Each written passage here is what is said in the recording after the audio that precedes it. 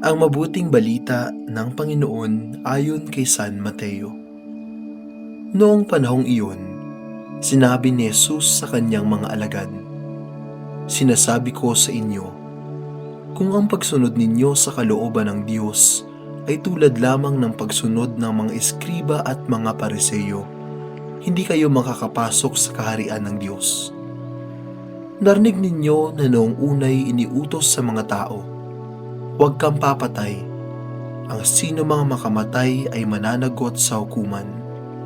Ngunit ngayoy sinasabi ko sa inyo, ang mapuot sa kanyang kapatid ay mananagot sa hukuman.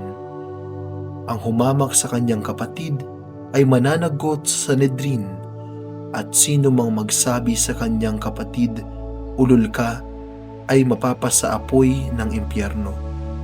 Kaya't kung naghahandog ka sa Diyos at maaalala mo na may sama ng loob sa iyo ang kapatid mo, iwan mo muna ang iyong handog sa harap ng dambana at makipagkasundo ka sa Kanya.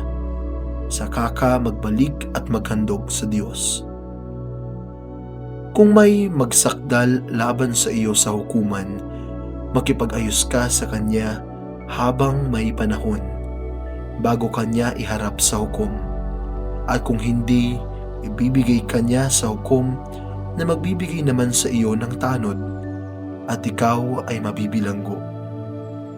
Sinasabi ko sa iyo, hindi ka makakalabas doon hanggat hindi mo nababayaran ang kahuli-hulihang kusig." Ang mabuting balita ng Panginoon. Pinupuri ka namin, Panginoong Hesukristo.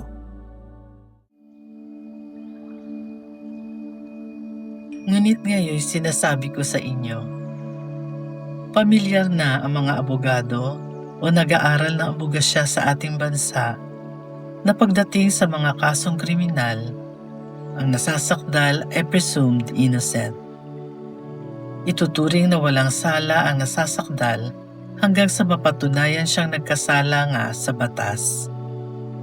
Sa pagpapatunay na ito, dapat lumabas ang tinatawag na beyond reasonable doubt. Dapat walang kaduda-duda na ginawa nga ng nasasakdal ang krimen na ibinibintang laban sa kanya. Dito natin makikita na sa pamantayan ng tao, kailangan ng masusing imbestigasyon bago mapanagot ang isang tao. Pero iba ang pamantayan ng Diyos.